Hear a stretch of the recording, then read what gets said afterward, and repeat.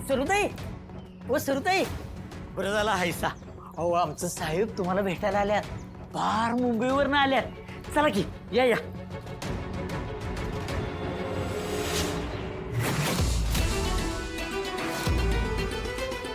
या सुरुताई या. येते ते.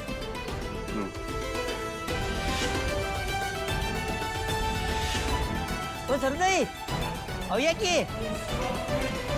नाही मी नाही यायची बाहेर. जे काय बोलायचं ते हितनच बोला. अहो असं काय करायलाय सा? अहो केवढ्या लांबनं आल्यात आमचं साहेब, मुंबईच नाही. पण तुम्ही जरा तुमची बडबड थांबवली तर मला बोलता येईल त्यांच्याशी. बोला तुम्ही बोला, मी कुठं नाही म्हटलं. हे बघा, मला कल्पना आहे तुम्हाला आमच्यामुळे थोडासा त्रास झालाय, पण प्लीज माझं थोडंसं ऐकून घ्या. त्यानंतर तुम्हाला जो हवा तो निर्णय घ्या. हा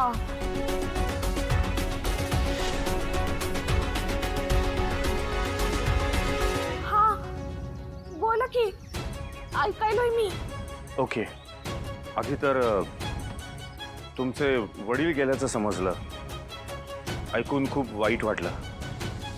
पण कुर्ण्यांचं असं म्हणणं आहे की त्यांचं तुमच्या वडिलांशी बोलणं झालं होतं. अहो यांच्याशी पण बोलणं झालं होतं, पण यांनी तर फार दांडक. Sorry sorry. बोला बोला, तुम्ही बोला.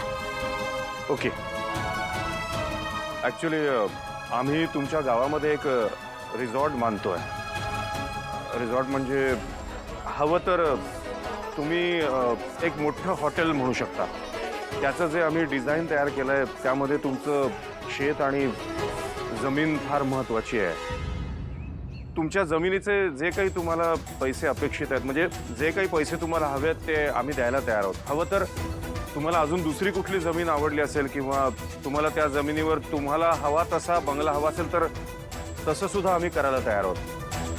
मी रिसॉर्टचं स्वप्न घेऊन आलो तुमच्या गावात आणि त्यासाठी तुमचं शेत आणि जमीन खूप महत्त्वाची आहे, खूप इम्पॉर्टंट आहे आमच्यासाठी. तेव्हा तुमची जमीन जर तुम्ही आम्हाला विकलीत तर. नाही, हे माझ्याच्यानं व्हायचं नाही. मी नाही द्यायची माझी जमीन कुणाच निधी. अहो पण का? काही इश्यू असेल तर सांगा ना, स्पष्टपणे सांगा. आता तुम्हीच म्हटलं का नाही, तुमच्यासाठी तुमचं सपान लय मोठं आहे, तसं आमच्यासाठी आमची जमीन लय महत्वाची आहे. माझ्या वडिलांची एकच तर आठवण आहे ती जमीन. ही जमीन म्हणजे आमचं जगणं आहे.